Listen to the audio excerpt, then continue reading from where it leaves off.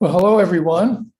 My name is Walt Michael. I'm the founder and executive director of Common Ground on the Hill. We welcome you to Traditions Week 2, 2022, broadcasting here on the campus of McDaniel College in the Folklife Center for Central Maryland.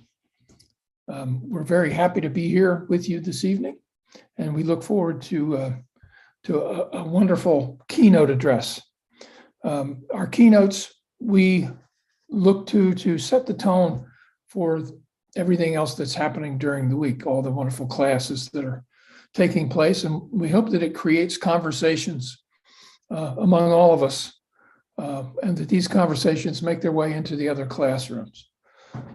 Tonight's presentation is about something that we feel is extremely important in terms of, frankly, our survival as a society.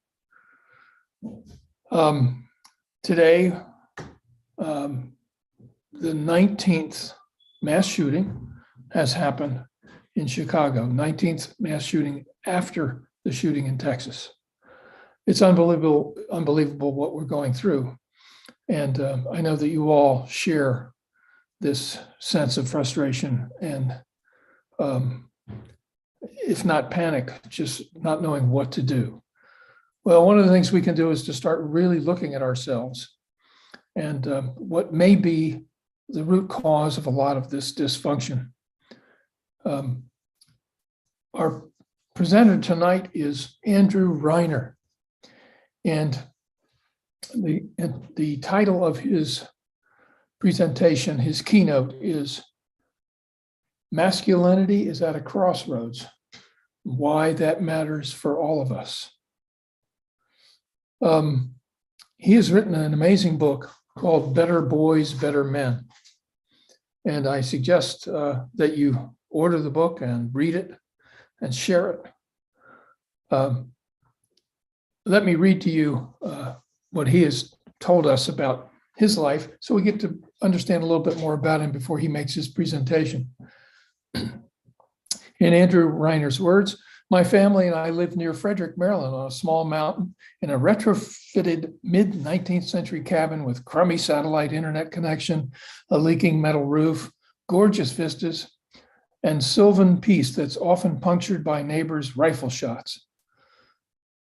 Becoming a husband and father are the two defining relationships of my life.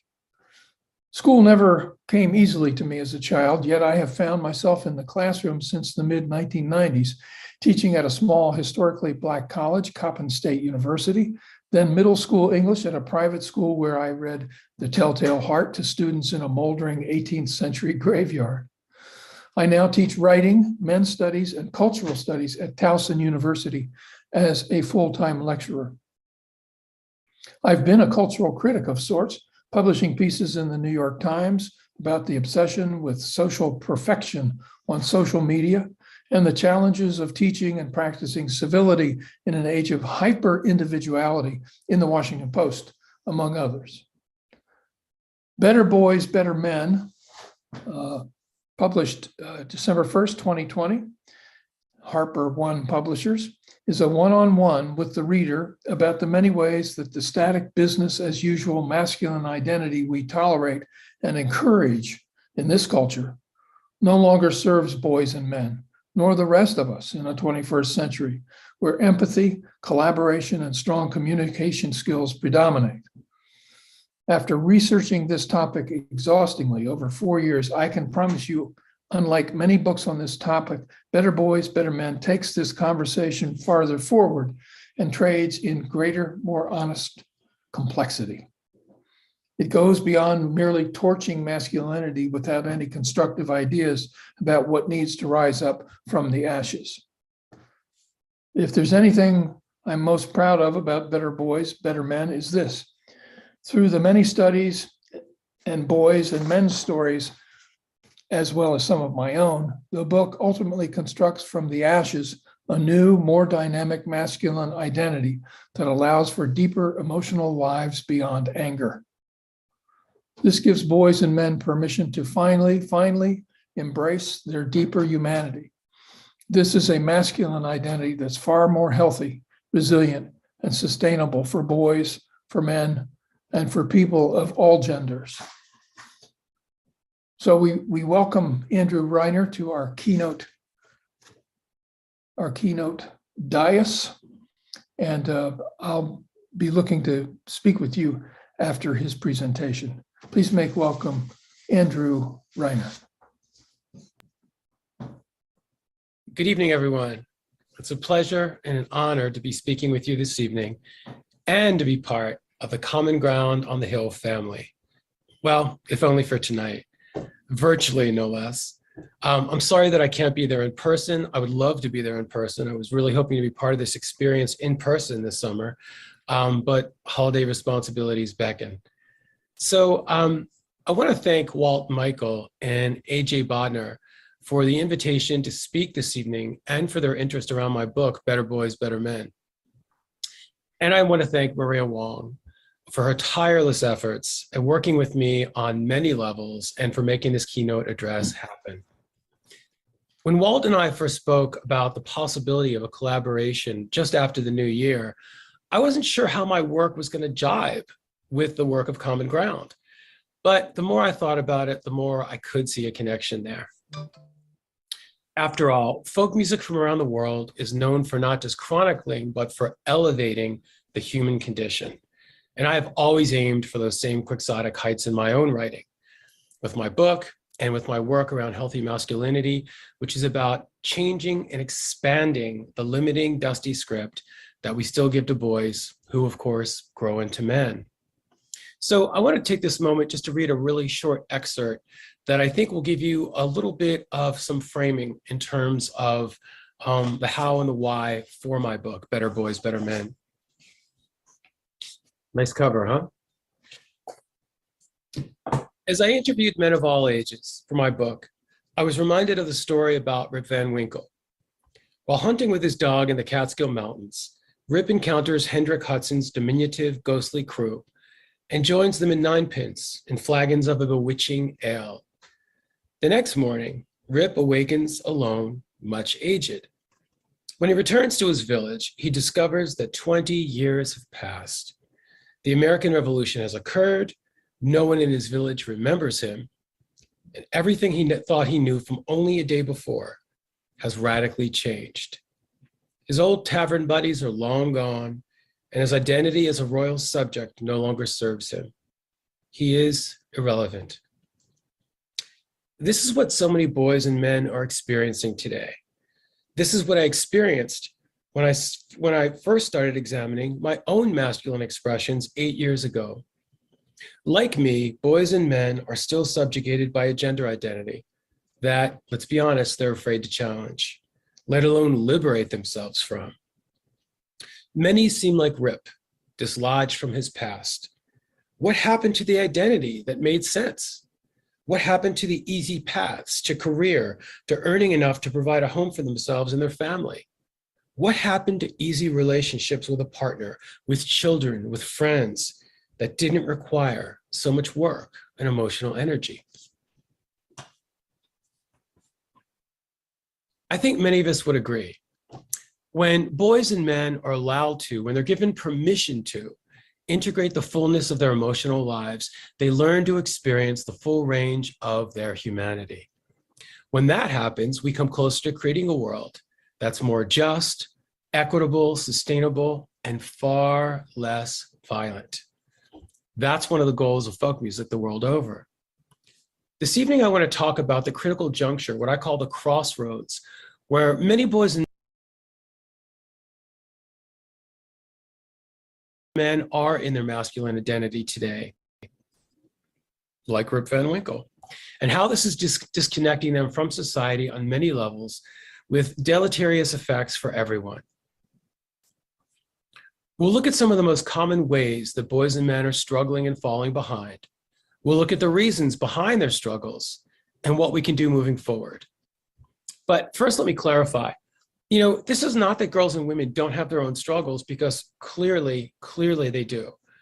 Thankfully, though, they're finally getting the support and lift that they've needed and deserved in places like the classroom and the workplace.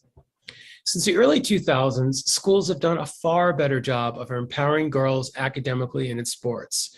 And workplaces have done a much better job of grooming women to enter into positions of management. This hasn't been the case so much for males. All of their privilege isn't making a dent in the ability for boys and men today to thrive and even to survive. So first, let's look at some of the many ways that boys and men are struggling and falling behind. And let's start with education. Boys and young men are falling behind in literacy and education at all levels. Typically, this begins in about mid-elementary school, and it goes all the way through college and sometimes even into graduate school. Boys lag behind girls in literacy at every level of education.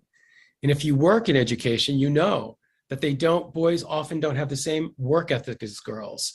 They don't complete homework and classwork as often, and they don't hand in assignments nearly as much as the female students do. These boys and young men are far less likely to go to college, they're more likely to drop out, and they're less likely to graduate.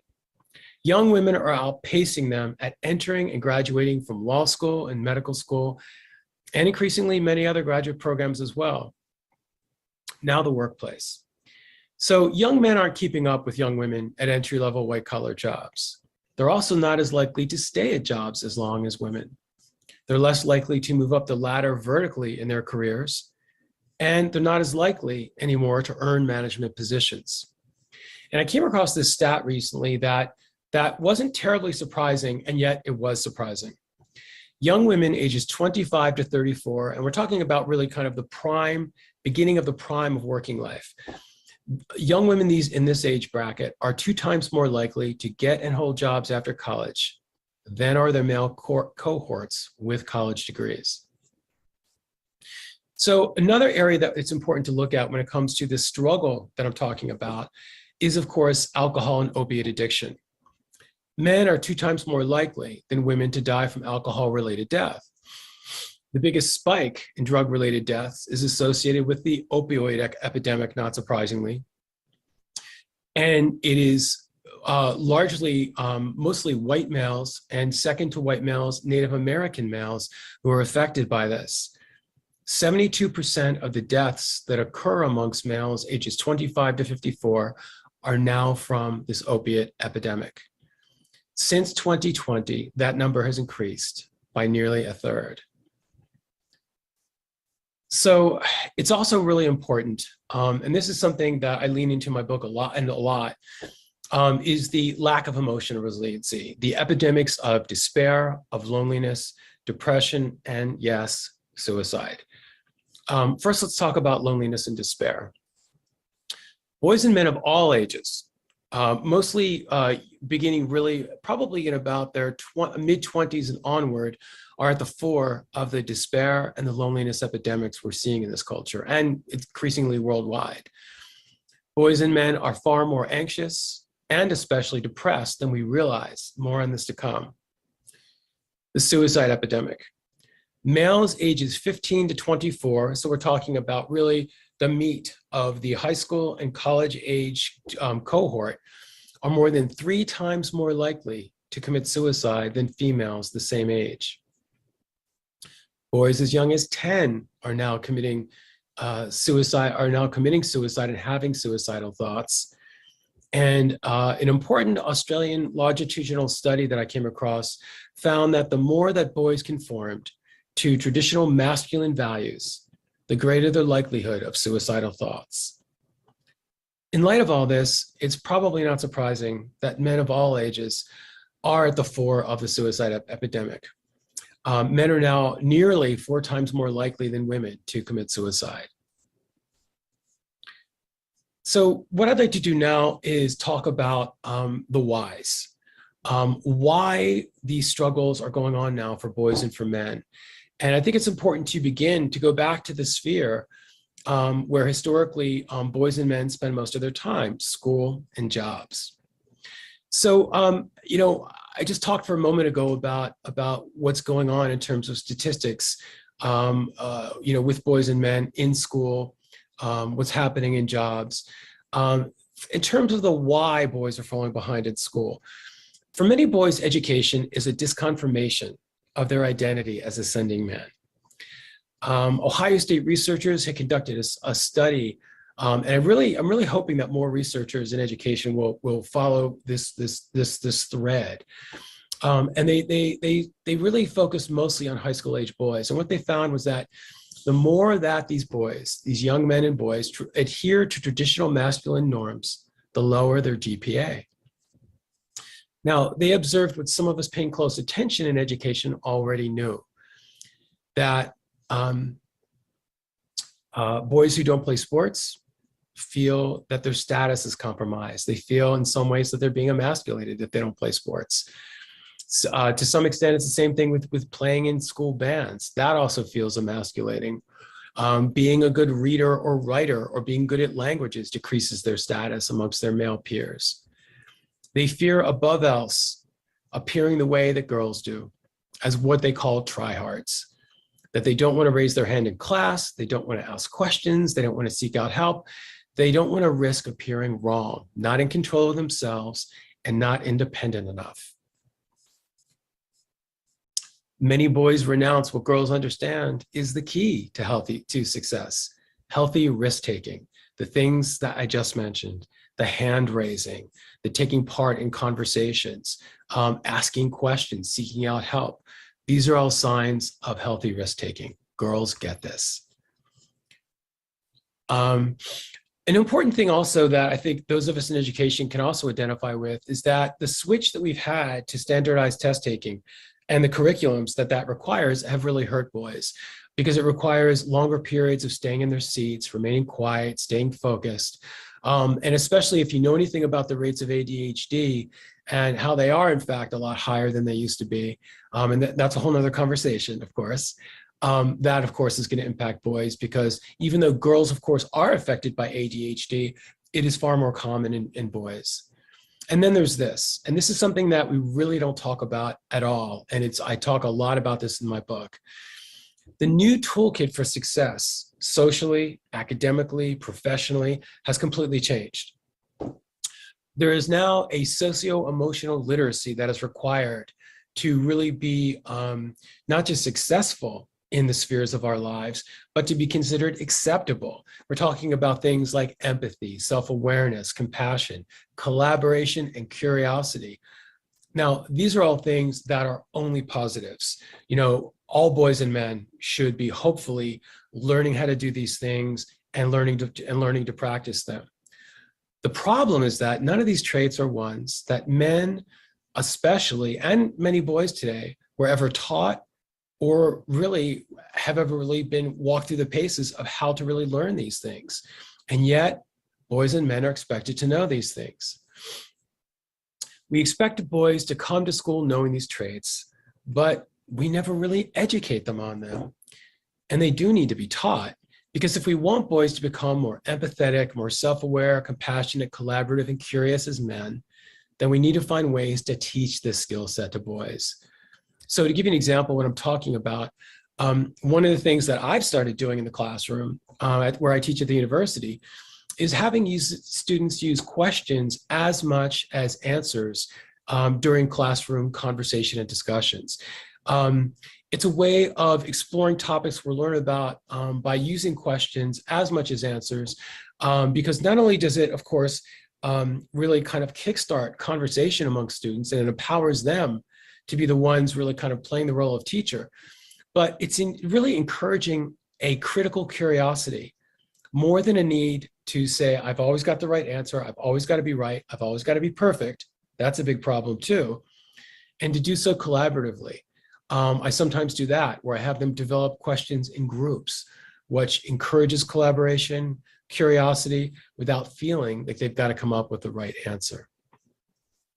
So when boys are expected to learn this skill set on their own or through some kind of magical osmosis, we just expect them to pick it up. Of course, it rarely happens. And this deficit leaves many boys and men feeling disconnected and alienated from the larger culture. It's kind of like being an expat in a culture that you've moved to, where you have to learn new norms. That's really the way that I think about the expectation we have for a lot of boys and men who really haven't been taught to really have a lot of these skills. So now it's, of course, important to look at the workplace and how men are being impacted by the changing culture. Because as I shared with you earlier, a lot of younger men, especially, even college-educated men, are not really stepping up and making as big of an entrance in the workplace as a lot of their cohorts as young women are. So we know, of course, that manufacturing jobs, have been disappearing since the 1970s. And along with that, the promise of a middle-class lifestyle just by having a high school diploma. So we already know that, a huge number of middle-aged and older men are out of the workforce because of that. The problem with that is they don't want to be part of a changing economy where low-level education, where low-level jobs in education, in healthcare, and in the service economy prevail. And a lot of men would rather not work than feel like they are taking a step backwards and taking a hit to their masculine identity than work. But here are some trends that we may not know about regarding younger men. Younger, less educated, and even college-educated men are far more likely to live at home with their parents, to work part-time, or to not even work at all. Young men ages 25 to 34 with a college degree, as we talked about earlier, are twice as likely not to be working as their female counterparts. And I brought that up again because I think that is really important. We know that a lot of less educated men may not be working as much, but what we don't know is that a lot of college-educated men are not working. And then there's this. In an era when YouTube influencers, insanely rich rappers, football and basketball players are the idols of so many boys today, and social media acts as a sort of shaming, voyeuristic lens on their lives, many of them don't want to work jobs that they deem as unglamorous, that appear socially beneath them, and that require too much investment of time and effort. So a good example of this is the trade careers, things like construction and plumbing and electricians. These ranks aren't being replenished as they always had been in the past with a generation of new young workers. And I really think that we need to be doing more research around this trend, because I don't think it's a coincidence that in the age of social media, which is a voyeuristic lens on so many of these young people's lives, I really do think that they look at this idea of taking work that is going to be embarrassing or compromising to their status as a real problem. For a lot of younger men, real masculinity is about swaggering around with the trappings of big bank. So the other factors behind boys and men struggling occurs around their deeper emotional lives, specifically the epidemics of depression and loneliness. If you were to go on into Google, who suffers and experiences the most depression, you will find the party line almost always says, and this is still on Google, that girls and women experience depression twice more, on average, twice more than boys and men do. And one of the other party lines that we often have about boys and men is that they're not, is that one of the reasons they're still depressed is because they're not seeking help. So this is true and it's not true. Many men of all ages, and it's more true among older men, won't seek help.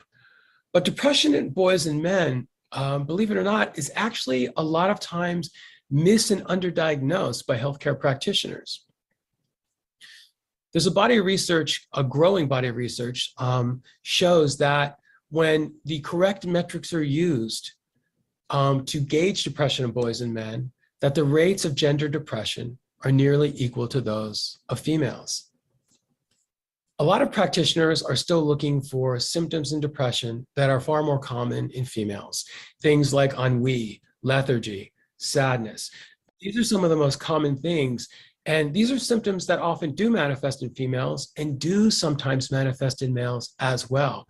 However, these are the more common symptoms of depression in males: irritability, hostile outbursts, risky behavior, getting into fights, lack of focus, loss of sleep, increased drug and alcohol use, spending more time in the gym playing sports, and spending more time at jobs. These are metrics that are still not largely being recognized by a lot of healthcare practitioners.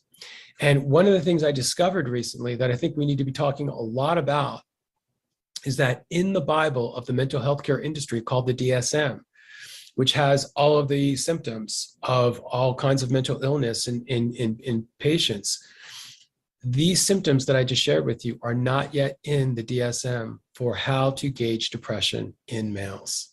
They are still using literally the old guidebook for gauging depression in males. So let's turn to the loneliness and despair epidemics. During my book research, I interviewed many high school and college days boys and young men. And I was wanting to know, really was trying to figure out how and where, if at all, they get emotional support. Because I wasn't convinced that they were getting it from their male friends. And by the way, I was right about that. What I also came away with was something that I didn't expect. And excuse me, insight into how profoundly lonely these boys and young men were. We know about the decade of research about social media and how platforms like Facebook and Instagram cause anxiety, depression, and loneliness. This is especially true for girls who consume these platforms even more than boys do. But what about boys? Well, they're more likely to consume different mediums, which no one has researched as much. Now, let me say, yes, of course, boys are using the same platforms as girls, but not to the extent that girls are. Boys are more likely, of course, to be spending their time with things like, of course, in video gaming and watching other gamers. They also spend a lot of their time watching influencers on YouTube, and they're far more likely to make friends than girls are online, not in person. And this, of course, increases their emotional disconnect. This heavy reliance on online consumption and social interaction during the pandemic has exacerbated problems that honestly were already there. You know, when we look at the spikes we've been seeing over the past decade in anxiety and depression amongst young people, the pandemic didn't kickstart that. It just opened the lid and exacerbated on what was already there. Many boys and young men don't reach out for more or deeper connection. And this is important, and this is something a lot of us don't realize, even in education. They don't really seek out more support and deep connection because they fear appearing too intrusive and needy. They fear looking like losers or appearing too creepy if they need to seek out friends or connection, because they believe that, you know, like so much, that, you know, it should just happen to you. It should come to you. You should be able to do it if you're a successful male. This creates a deep well of shame in a lot of boys and young men. They feel shame for believing that they aren't capable of handling loneliness on their own, which only amps up their loneliness and despair even more. It's even worse for men in their 30s and older. There's a UK study which found that, a 2019 UK study which found that nearly 1 in 5 adult men don't have close friends, 1 in 3 didn't have a best friend, and 44% felt lonely often or all of the time. At the heart of the alcohol and opioid epidemics are loneliness and despair. Millions of men of all ages would rather fade away into obscurity and literally self-destruct than ask for help and risk appearing as an incompetent man who can't handle his issues on his own. So what are some of the other reasons behind these epidemics of loneliness and despair? Well, some of the things that I've been sharing with you really speak to a traditional masculine script. You know, the idea of handling all of your problems on your own, not asking for help. These are some of the most common things that, regardless of age, what I found throughout my research from boys really from about middle school all the way through middle age, excuse me, is that no matter how progressive or conservative they were, they are still clinging to this idea that to be a competent man, you need to handle your issues on your own. And that goes across the board for everything. So the problem with this, amongst many things that we've already talked about, is that it really inculcates these feelings of deep shame if they have to ask for help for anything. And this is especially true in boys and men around things that make them appear vulnerable, especially when it comes to their emotional needs, not surprisingly, right? And then there's this. And this is something else that we really don't talk enough about. And I talk a lot about in my book. And I think it's an important thing. In a lot of other talks I give to schools, I talk about this. The way that boys are taught to bond in friendships and in groups discourages deep emotional trust. Competition is at the core of so many boys and men's relationships. This is why one-upsmanship, this idea of, we're just busting each other's chops, it's all good fun, is so common. Because this is really ultimately about elevating status at the expense of another guy. Excuse me. When we're busting somebody's chops, when we're ragging on a guy, what we're inadvertently doing is we are elevating our own status at that moment at the expense of decreasing his status. This sends the message to boys and men, which so many of them know, on mostly, if not a conscious, definitely a subconscious level. It's not safe to approach your friends with emotional struggles and venting because you risk being rejected, made fun of, or ignored. And this is why so many guys gloss over this dynamic and they tell themselves, and people like me who hack into their lives, I don't talk about my emotional life with my buddies because I don't want to burden them or I don't want to intrude. Often, what they don't realize is that they're really masking their own fear of how it's going to be received.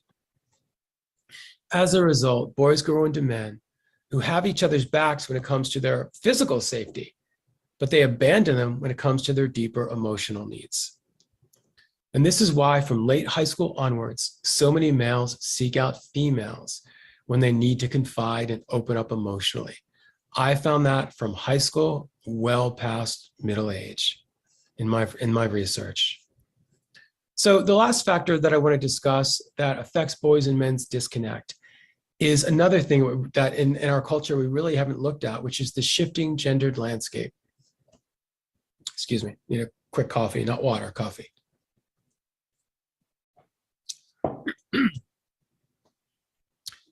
So we're living at a time when book titles are boasting about the end of men and girls' t-shirts remind boys that the future is female and girls rule. We're living in a time when schools and academic sports and leadership programs that began over the past 2 decades are doing an excellent job of finally empowering girls, of lifting them up. But it's also been at the expense of ignoring boys. The assumption has always been that because of males' historical positions of privilege and power, that they would continue moving on. That girls are the ones who need the lift, of course, and they have, that boys and men would do just fine because of these positions of power and privilege they've enjoyed for so long. The problem is boys and men aren't. As we've learned this evening, boys and men are stagnating at best, and they're falling through the cracks at worst. Now, Lord knows it's high time that girls and women have the opportunity to break the glass ceiling and to level the playing fields in the classroom, the conference room, the boardroom, the operating room, and with economic independence. Amen to all of that. And the conversation about violence against women is long overdue too. In the trenches, though, in the places where these conversations about the future of women's and men's issues most often play out for boys and young men, which is social media and in schools, many boys feel vilified and alienated. One of the boys I interviewed for my book, Harrison, who was in the 8th grade when I interviewed him, shared a story from his English class. This teacher had read a poem from the perspective of a young Black woman who had suffered. She had asked the class to speak from a place of empathy about their own plight. When Harrison shared his own story, he relayed to me that the teacher told him, "What would you know about suffering? You're a white male." Dante, a boy in high school when we spoke, shared how he and his friends had a lot of questions about what was okay and what was not okay to do with girls on dates. If they could, for instance, reach for the girls' hands or they could hug them. But they never felt safe asking such questions. And yet Dante told me how one girl that he dated told her friends that he needed to act like a man by kissing her and making the first move. The very things that Dante and his friends were terrified of doing for fear of being canceled on social media. Perhaps no boy better summed up the confusion, the fear, and the alienation of boys in an age when girls are going up the escalator and boys are going down it than Nico. Nico was in 8th grade when I interviewed him. And he was raised, he said, to support feminism and the Me Too movement. But he also felt untethered, disconnected from a culture that felt increasingly, he said, hostile to males. I completely support feminism, he said, but when I see girls in my school wearing shirts that say the future is female, I keep wondering, where am I in that? Where will I ever fit in? The thing is, many boys have legitimate questions and concerns. Social media and newsfeed headlines are filled with messages about male behaviors that almost always are reduced to toxic masculinity. Everything from untreated depression to lacking close friends are recklessly labeled as toxic, even though these behaviors don't directly impact, let alone hurt, anyone other than the men who suffer from them in silence. Such a ubiquitous label is ultimately punitive and damaging to males of all ages and does nothing to move the conversation forward. Zach, a therapist of male clients, told me that not only does the toxic masculinity unravel his clients, it makes him feel uneasy as well. It's really hard to feel like being a man, plain and simple, is okay or welcomed in many parts of our culture today, he told me. For men who already feel lonely, depressed, and disconnected, this makes them feel even more alienated. So in conclusion, in this talk, I've covered a lot of the struggles and the factors behind them for boys and men. While some of these may seem disparate, they're not. They're all interlaced. They all share the same common thread. The hows and the whys that so many boys and men of all ages are at a critical crossroads today in many parts of their lives where they don't know the way forward. The old ways of being a man no longer serve them or many of us. For their sake, for everyone's sake, we need to have a conversation about how to help boys, and yes, men too, beyond this critical juncture and on a path forward toward a healthier, more sustainable masculinity. So here's my question and my charge for those of you out there listening and watching. How about starting this conversation during the next session of Traditions Week? And this question, how could it possibly factor into your own art? Thank you very much. Thank you, Andrew Reiner, for this amazing talk that is so full of information. I suggest that you all return to it and take it bit by bit. I also suggest strongly that you consider buying the book, Better Boys, Better Men. You can get it on Amazon very easily. That's how I did it. And dive into this book. This is important work that we all need to do.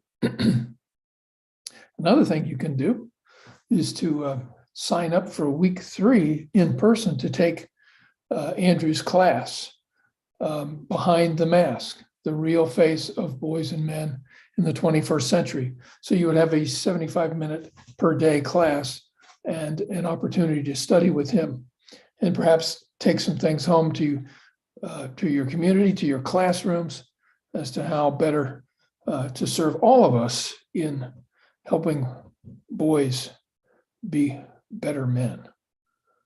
I'd like to let you know that Andrew will be appearing in tomorrow's Search for Common Ground class at 4 p.m.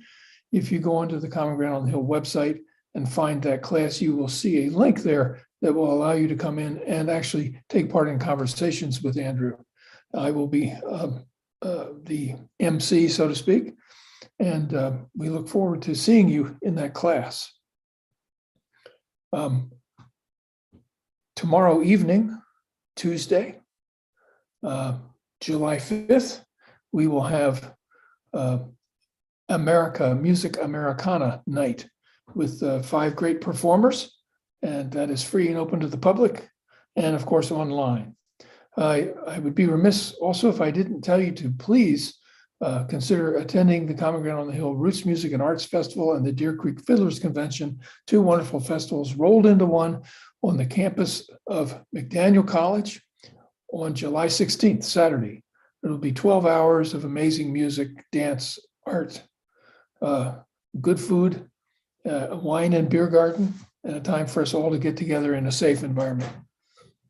Take good care of yourselves. And once again, great thanks to Andrew Reiner and also Maria Wong for being our technical person this evening. We look forward to seeing everyone tomorrow. Stay safe